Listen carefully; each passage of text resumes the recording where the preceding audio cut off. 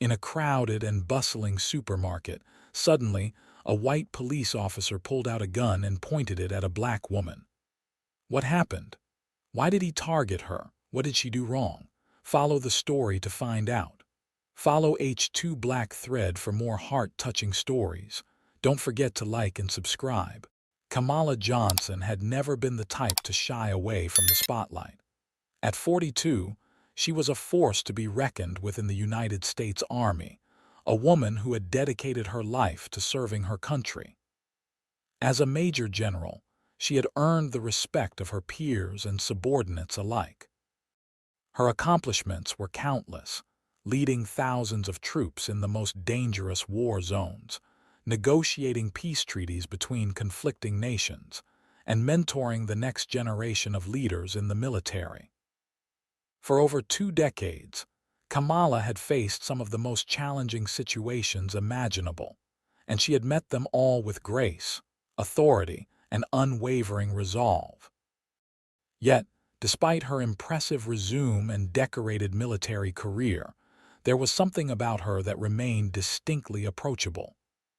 It was something about the way she carried herself, a quiet, understated confidence that came not from boastfulness, but from years of proven success. Kamala had earned every stripe on her uniform, and it was this air of earned authority that she exuded every day, both in and out of uniform. Her cropped hair, streaked with silver at the temples, was the first thing people noticed about her. It wasn't the kind of bold, commanding appearance that shouted for attention, but it was undeniably striking. Kamala's features were sharp, yet soft in the right places, a perfect balance of strength and elegance. Her uniform, meticulously pressed, was always perfectly fitted, and when she walked into a room, everyone knew she was someone important. But today was different. Today, Kamala wasn't wearing the crisp uniform of a major general. She wasn't carrying the weight of responsibility that came with her high-ranking position. Today, she was just Kamala Johnson, a woman out shopping, trying to enjoy a rare day off. Kamala had been looking forward to this moment for weeks. Her schedule had been packed with meetings, debriefings, and endless hours of paperwork. In the military, free time was a rare commodity. But today, she had a precious few hours to herself. She had decided to spend that time at Soho Mall in New York, one of the city's upscale shopping centers. After weeks of wearing the same old pair of sneakers, Kamala had made up her mind to finally buy a new pair of running shoes. She had always enjoyed staying active, even after so many years of military service. Her love for running had begun as a way to stay in shape for her demanding career. But over the years, it had become a form of meditation, a way to clear her mind and refresh her spirit. Kamala's decision to spend the day at Soho Mall was also a chance for her to reconnect with herself outside of the military world. She was used to the hustle and bustle of her career, always on the move, always making decisions that affected the lives of countless others. But today, there were no decisions to be made. There were no crises to manage. There were no lives at stake. It was just a simple trip to the mall to buy a pair of shoes and maybe treat herself to a smoothie afterward. As she walked through the glass doors of the mall, Kamala felt a sense of peace wash over her. The mall was busy, as expected, with the usual Saturday crowd: families, teenagers, young professionals. The hum of voices, the clinking of shopping bags, and the faint sound of music played through the speakers added to the lively atmosphere. Kamala felt a momentary sense of relief as she entered this world, far removed from her high-pressure job. She made her way toward the athletic store, passing by various shops, and it was in those first few moments of walking through the mall that she became aware of something strange. People were looking at her, not in the casual, passing way that most shoppers would look at one another, but with a hint of suspicion. It wasn't the kind of gaze that typically followed her. Kamala was used to people noticing her, She had always been a tall woman, with a posture that radiated authority and purpose. She was used to the respectful glances, the nods of acknowledgement, and even the occasional curious look from people who could sense she was someone important. But today, something was different. She could feel the weight of their stares, not as admiration, but as something else, something uneasy. She felt eyes on her from behind store windows, from the corners of the food court, and even from the rows of clothing racks. At first, Kamala tried to shake it off, telling herself that it was nothing more than her imagination. She had always been self-aware. Perhaps she was simply overthinking it. She was used to the occasional glance, but today, the looks seemed to carry an underlying judgment. She reached the athletic store and stepped inside, hoping the noise and bustle of the shop would drown out the nagging feeling that something was wrong. Kamala had always been a strong, resilient woman, and she wasn't one to easily give in to paranoia.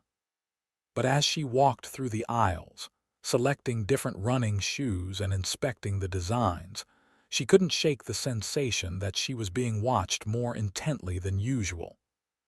She glanced up occasionally, trying to make eye contact with people nearby, but most of them quickly looked away when their gazes met hers. Kamala was well aware of the attention her presence often commanded. It wasn't just because of her military status, although that certainly contributed. It was also her commanding demeanor. She was a woman who had seen and experienced things that most people could only imagine. She had walked through fire and come out unscathed, her confidence earned through blood, sweat, and years of service. But today, there was an unfamiliar edge to the attention. It was as though the glances weren't just curious. They were skeptical, even suspicious. Her intuition, honed over years of navigating complex and high-stakes situations, told her that something wasn't right. She couldn't put her finger on it, but the feeling only intensified as she continued to browse the shoes, picking up one pair after another and examining them carefully. It wasn't just the looks. There was an uncomfortable tension in the air, a sense of unease that hung over her like a dark cloud. Kamala had always prided herself on her ability to stay calm in stressful situations, but today, she felt the familiar tension of a battlefield. It was as if, despite the bright lights and the ordinary nature of the shopping mall, something was brewing beneath the surface. And in that moment, Kamala couldn't shake the feeling that she was about to be thrust into an entirely different kind of challenge, one that would test not her military training, but her very identity. As she selected a pair of shoes and made her way to the checkout counter, Kamala couldn't help but wonder if this was what it felt like for others. People who lived with the constant weight of suspicion simply because of the color of their skin. She had faced prejudice in various forms before, but the looks she had received today felt different. They felt personal, as though she didn't belong in the space. And as she handed over her credit card and waited for the cashier to finish the transaction, the unease in her chest grew heavier. Kamala had come to the mall for a simple, relaxing day, but it was quickly becoming something far more complicated.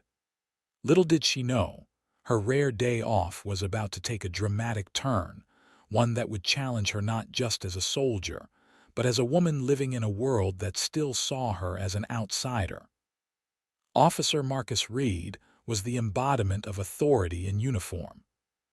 At 45, he had served the city for nearly 2 decades, earning a reputation that stretched from his colleagues to the residents he policed. Despite his years on the force, Reed had always carried a certain hardened edge, a rough exterior that made him stand out even among his peers. With a strong jawline and graying hair that had been cut short for practicality, his face bore the marks of countless encounters with people who were less than pleased to see him. His eyes, sharp and calculating, were often the first thing people noticed about him. Those eyes could read a situation in seconds, discerning who was a threat and who wasn't.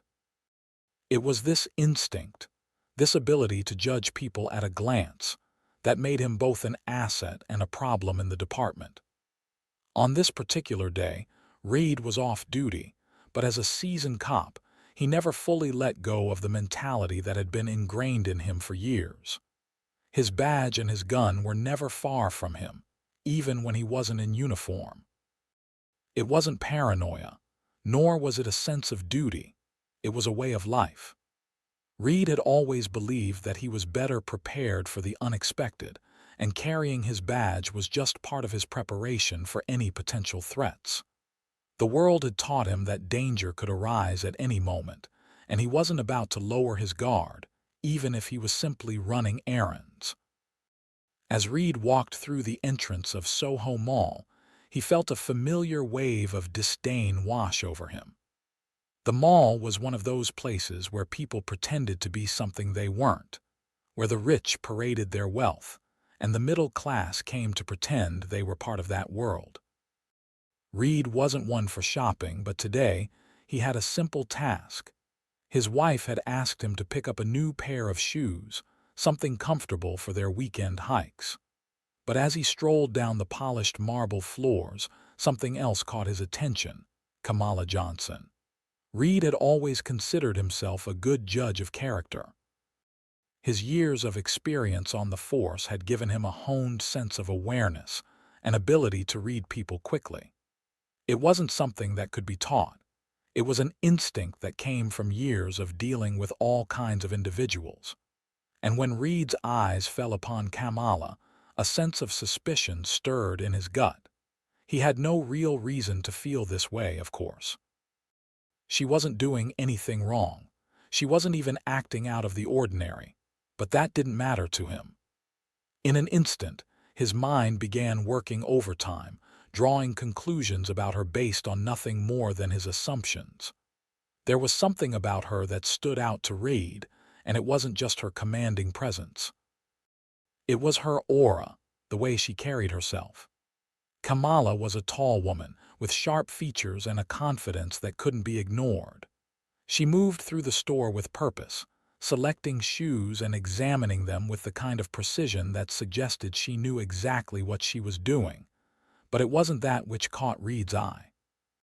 It was the fact that she didn't fit in. This was Soho Mall, after all, an upscale shopping center known for attracting a particular clientele. People came here to spend money they didn't have, to project an image of wealth and success. Kamala, despite her polished appearance, didn't seem like the type of person who belonged in such a space. She wasn't a part of the mall's usual crowd, at least not in Reed's mind. There was something about her presence that rubbed him the wrong way. Maybe it was her posture, too assured for someone who was out of place. Or maybe it was the fact that she was black. His racial biases, though carefully buried beneath years of training, still existed. He had never quite shaken them. The whispers of the world, the way the media portrayed certain groups of people, had left an indelible mark on his psyche.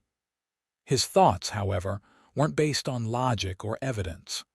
Reed's suspicion was visceral, born from an automatic and irrational gut feeling. As he passed by the athletic store, he found his gaze drawn toward Kamala again. She was picking up running shoes, studying the labels carefully, but something about the way she moved, the confidence in her step, made Reed uncomfortable. She didn't belong here. It wasn't her clothes, they were simple enough, practical even, but it was something else. It was the way she held herself, as though she was someone who didn't need to prove anything. It reminded Reed of the people he had encountered in his life, the ones who were too confident, too self-assured to be ordinary, the ones who acted as if the rules didn't apply to them. He couldn't explain why, but Kamala made him uneasy. She had an air about her that screamed outsider. She wasn't someone who fit in with the high-end crowd that typically roamed the mall. And that thought, however illogical, lingered in Reed's mind, poisoning his judgment and skewing his perspective. The more he watched her, the more his suspicions grew, feeding off of his preconceived notions about who belonged where. In Reed's mind, people like Kamala didn't shop at places like Soho Mall. She wasn't the type who mingled with the affluent shoppers, the well-dressed families, and the trendy professionals. She didn't fit the mold. Reed wasn't the only one who had noticed Kamala. His sharp eyes flicked to the few people around her, all of them seemingly oblivious to her presence. The mall wasn't overcrowded, but there were enough people for Reed to start forming theories. Perhaps she was here to cause trouble. Perhaps she was just another one of those people who didn't know their place. Either way, his instincts told him there was something wrong. He tried to push the thoughts aside. He wasn't on duty, and he shouldn't be thinking this way. But there was a nagging feeling in the back of his mind. It was the kind of feeling he had learned to trust after years on the force, the kind of feeling that told him when something was off. And right now, everything about Kamala Johnson seemed off. Despite his internal alarm bells ringing, Reed continued to walk past the athletic store, pretending to mind his own business. But his eyes kept drifting back to Kamala. He couldn't shake the suspicion that she was out of place in this mall, a suspicion that was rooted in something far deeper than reason. It was in the way he had been conditioned to view the world, and now it was clouding his judgment. As he moved further into the mall, Reed told himself that he was just being paranoid. But deep down, he knew there was something about Kamala that didn't sit right with him. And as the day wore on, that feeling would only grow stronger, setting the stage for a confrontation neither of them could have foreseen. Kamala Johnson had spent her rare day off doing what any busy professional might do, taking a moment to enjoy the freedom of a leisurely stroll through the mall, finding a new pair of running shoes and possibly indulging in a smoothie afterward. Her time was precious, and she wasn't going to let anything ruin it. She had made the decision to buy something simple, something she could use for her daily runs. Nothing too extravagant, just practical. As she left the store with her new shoes tucked neatly in a shopping bag, she felt a rare sense of calm.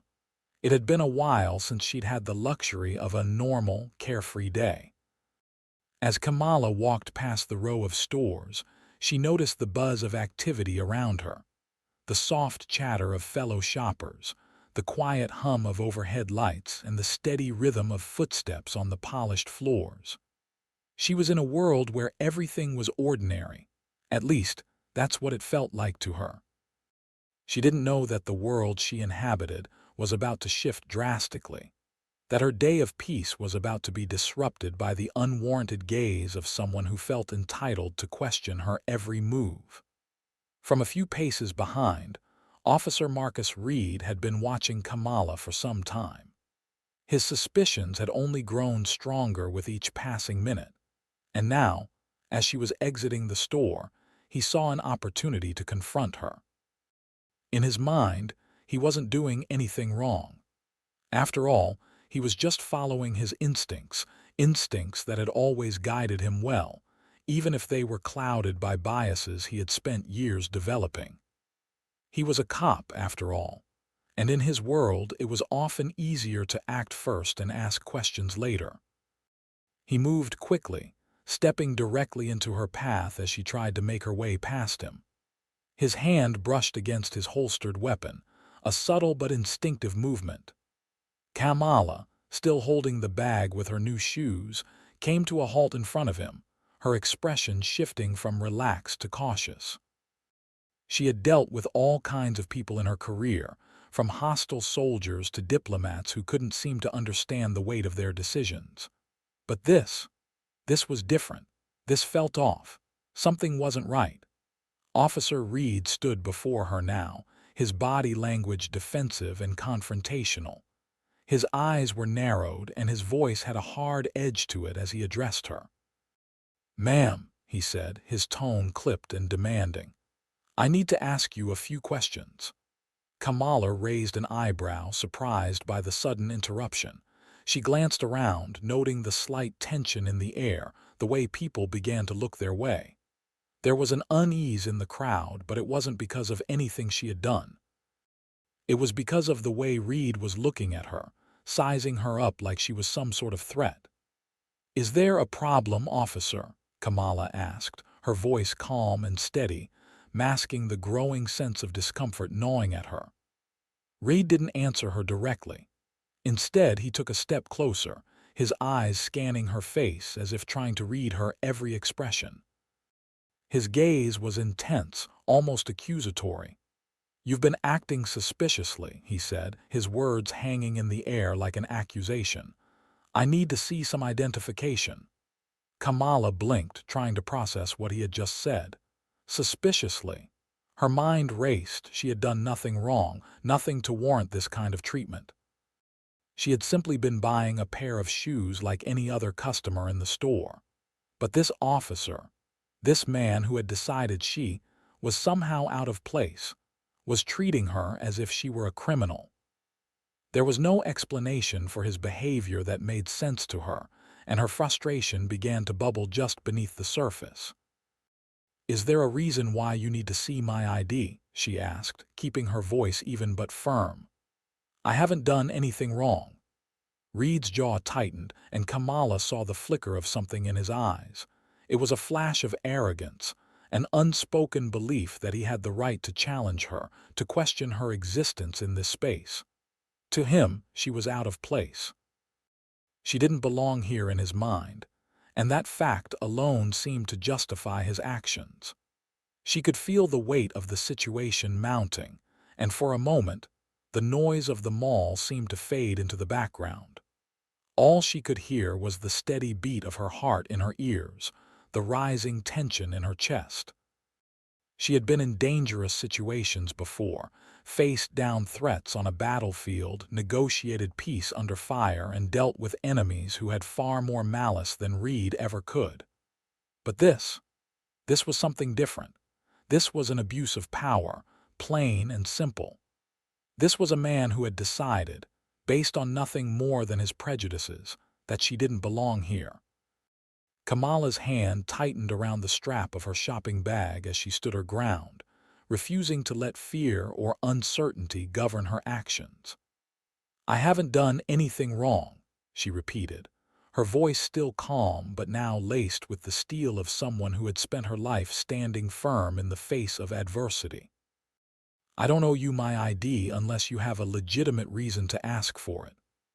Officer Reed's gaze hardened as he stared her down, and for a moment it seemed as if he might back off. But instead, the tension snapped. He stepped back, one hand moving to his holster. The sound of metal scraping against leather echoed louder than it should have, and Kamala's pulse quickened. She had faced countless situations where her safety had been at risk, but none quite like this. None where the threat was so unpredictable, so irrational. Without warning, Reed drew his weapon. Kamala's eyes widened as he pointed the gun directly at her. The crowd around them seemed to freeze. A gasp rippled through the nearby shoppers as they realized what was happening. Kamala's mind raced, her training kicking in as she processed the escalation. This wasn't about her actions. This wasn't about her being a threat. This was about his perception of her, his bias, and his willingness to act on it. "Step back," Reed barked, his voice tight, filled with authority and panic. His hand trembled slightly as he held the gun, but it didn't matter. He had already crossed a line. Kamala's eyes remained locked on his, unwavering, her posture calm but resolute. She didn't flinch, didn't step back. This wasn't just about her right to shop in peace. This was about standing up against the unjust treatment she had so often encountered. The bystanders around them began to react, some pulling out their phones, others whispering in hushed tones. They were witnessing a scene that none of them had expected. A confrontation, yes, but one that no one should ever have to experience. A confrontation rooted in racial bias, in power, and in fear. As the camera flashes started to go off and the whispers of onlookers escalated, Kamala realized the moment was spiraling out of control. She wasn't going to back down. Not now, not ever. She would not let this officer take away her dignity or her peace. With the barrel of the weapon still aimed at her, Kamala spoke again, her voice calm but firm. "You have no reason to point that weapon at me, Officer Reed. Put it away and let's end this before it gets out of hand." But Reed was too far gone. His mind was clouded by the weight of his assumptions, his biases too deeply ingrained for him to see the truth. The situation had already been set in motion, and there was no turning back now. The sound of Reed's gunshot ready grip echoed like a thunderclap in Kamala Johnson's mind. Yet she stood motionless, unshaken by the metal pressing against her chest. The gleaming barrel of the officer's weapon aimed at her felt surreal, as though she were suddenly watching someone else's life unfold. She had endured countless trials throughout her military career, had seen things no person should ever have to see, and had faced enemies that wanted nothing more than to destroy her and her troops. But this was different. This wasn't an enemy in the field. This was a man who had decided, on the basis of something as arbitrary as her skin color, that she was a threat. This wasn't just a confrontation.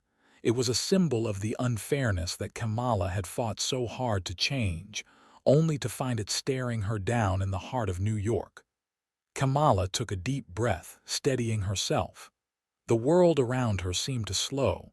There was no time to waste, no room for doubt. Every second mattered. Her military training kicked in, and she knew this was a pivotal moment, not just for her but for the people who were watching, for everyone who had been subjected to similar bias, judgment, and fear. She wasn't just an officer. She was someone who had spent years representing justice, equality, and leadership. It was time to remind everyone, including Officer Reed, who she was.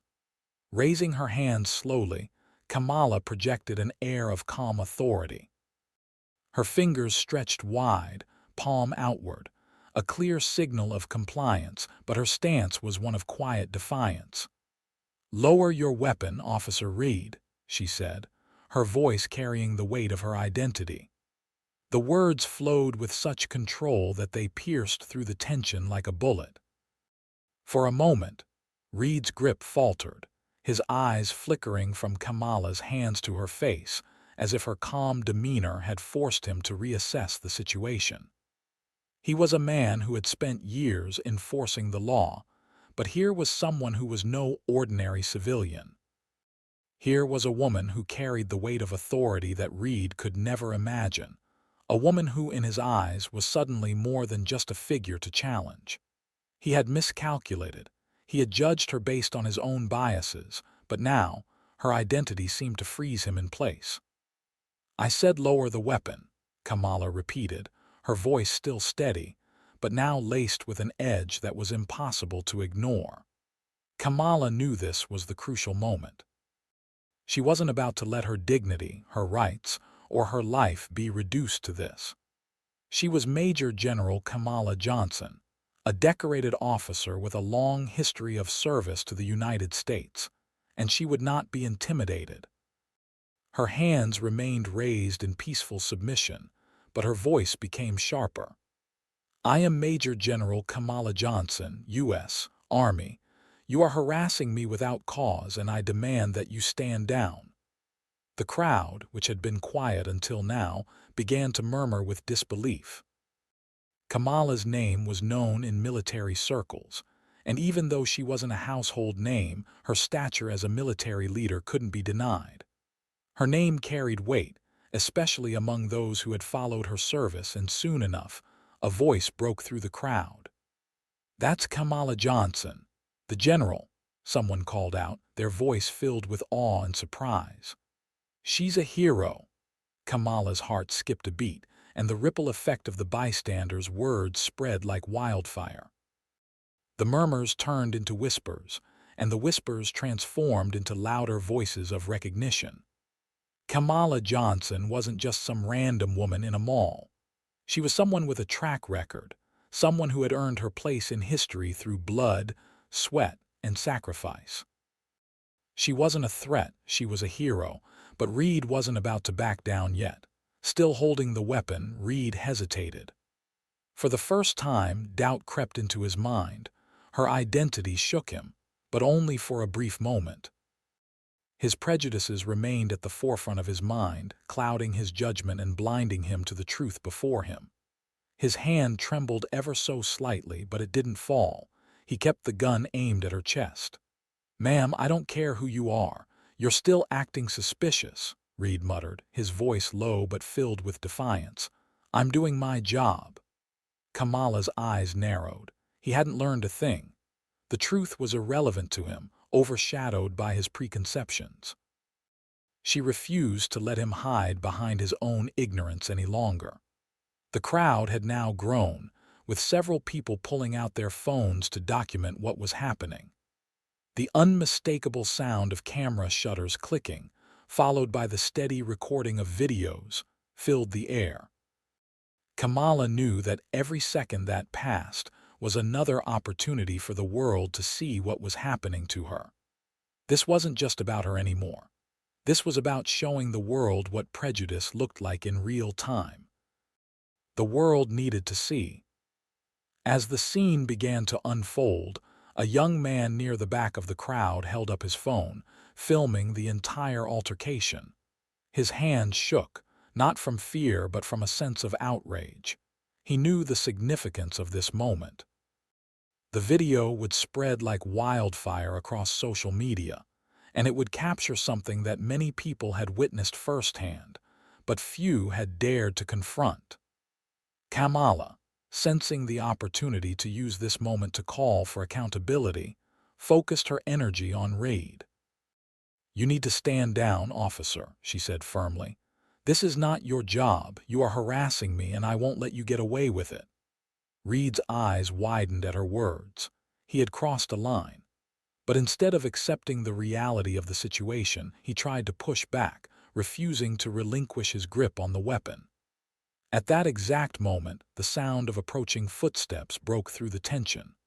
A figure appeared from the side, and Kamala's eyes turned towards the newcomer.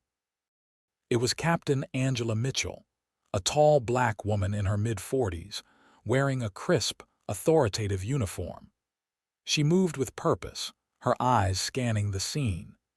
She was someone who had dealt with situations like this before, and her reputation for diffusing high-stakes confrontations was well known.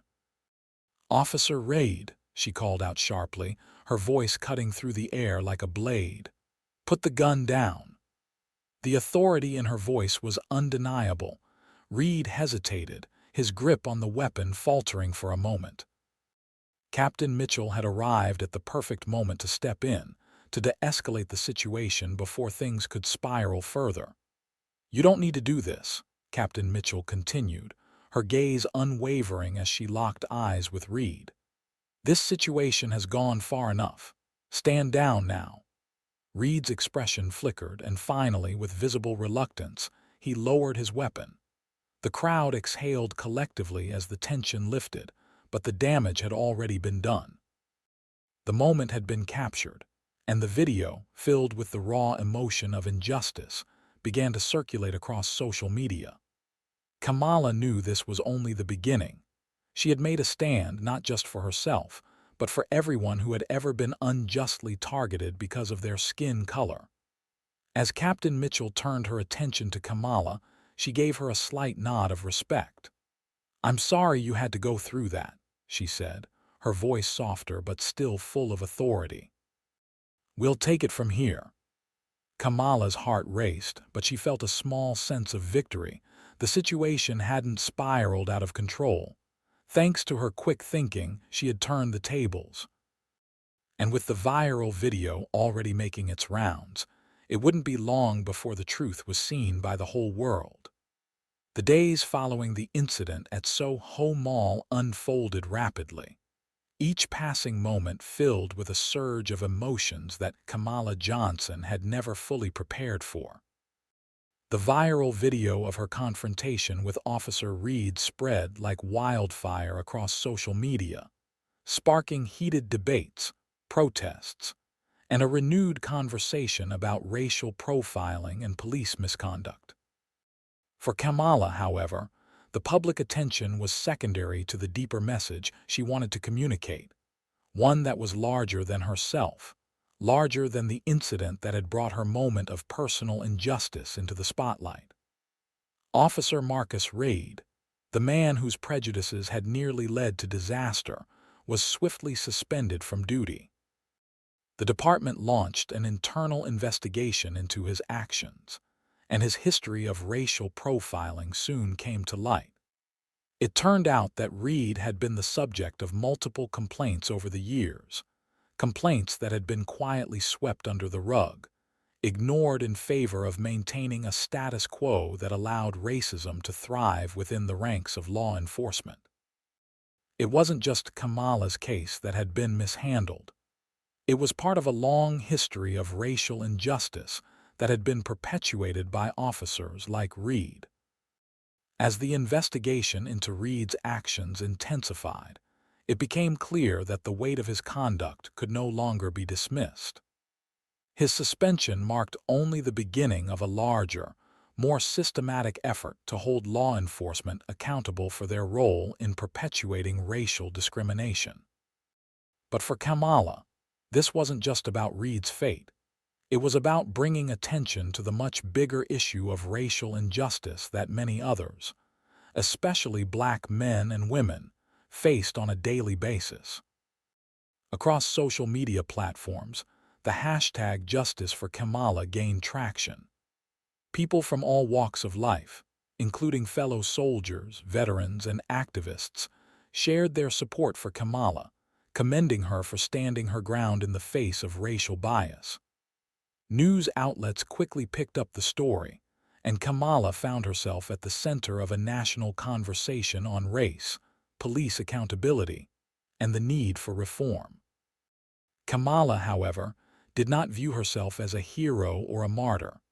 Instead, she saw herself as a voice for those who had been voiceless for far too long. She refused to let the incident define her. It wasn't her rank, her accomplishments, or her position in society that mattered most. What mattered, she explained in several interviews, was that she had been given the platform to speak out and, more importantly, that she could use that voice to amplify the struggles of others who didn't have the same privilege or visibility. In an interview with a major news outlet, Kamala was asked what she hoped to achieve with the growing attention surrounding the incident. The question hung in the air, almost as though the interviewer had already made assumptions about her motivations. Kamala's eyes, however, were focused and calm, and when she spoke, her words rang with clarity and purpose. "My fight is not just for myself," she began, her voice steady but resolute. "It's for everyone who has ever been targeted, unjustly, because of the color of their skin. For everyone who has been made to feel like they don't belong. For every single person who, like me, has been subjected to profiling and discrimination, but didn't have the rank or platform to stand up and demand justice." Kamala leaned forward slightly, her hands resting on the table as she continued. "This isn't just an isolated incident.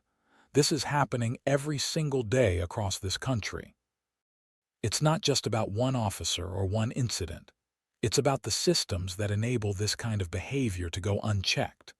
It's about creating a world where people, regardless of their race or background, can walk through a mall or down the street, or into a courtroom without being judged for who they are on the outside."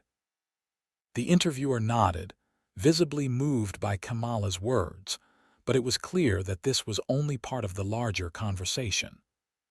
The public's outrage, which had been fueled by Kamala's courageous actions, was now spilling over into a call for systemic change. Protesters took to the streets, demanding accountability for Officer Reed and others like him, while online campaigns highlighted the broader need for police reform and anti-racism education. Kamala, however, remained focused on the importance of community intervention.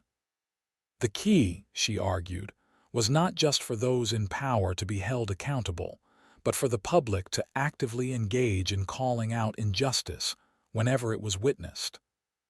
She cited the crucial role played by the bystanders at Soho Mall, those who had recorded the incident and shared it online, allowing the world to see the reality of what had occurred.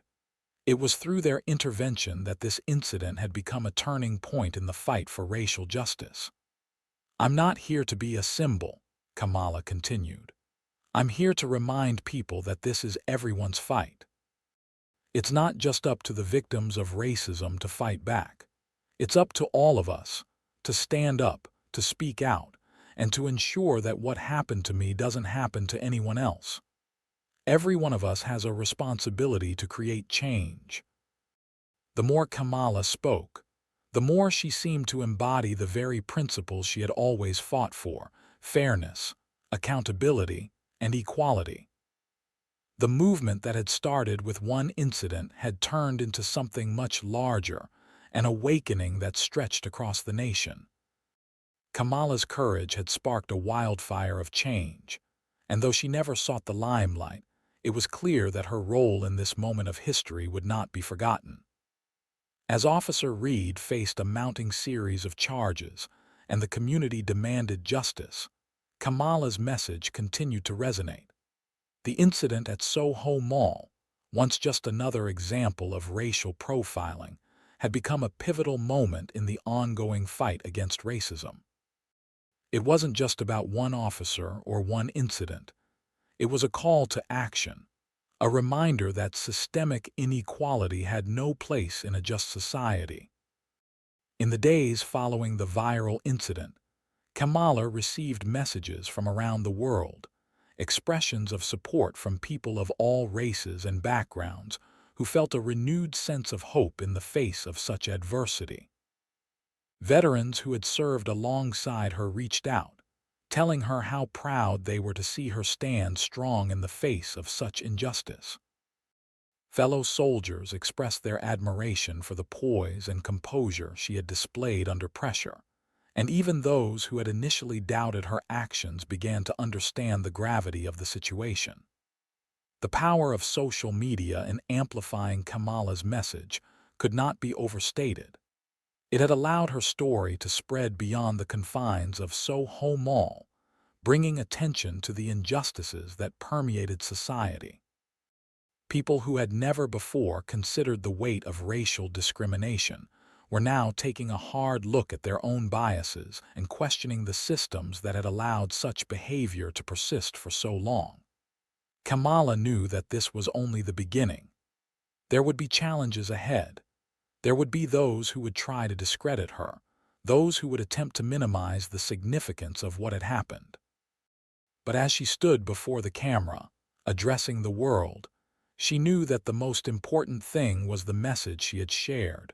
Change was possible, but only if people were willing to stand up and fight for it. The aftermath of the incident was not just a moment of personal vindication for Kamala Johnson. It was a turning point in the ongoing struggle for justice, a reminder that one person, one act of courage, could spark a revolution of change. And though the road ahead was long, Kamala was prepared to keep walking it, knowing that the fight for equality was far from over.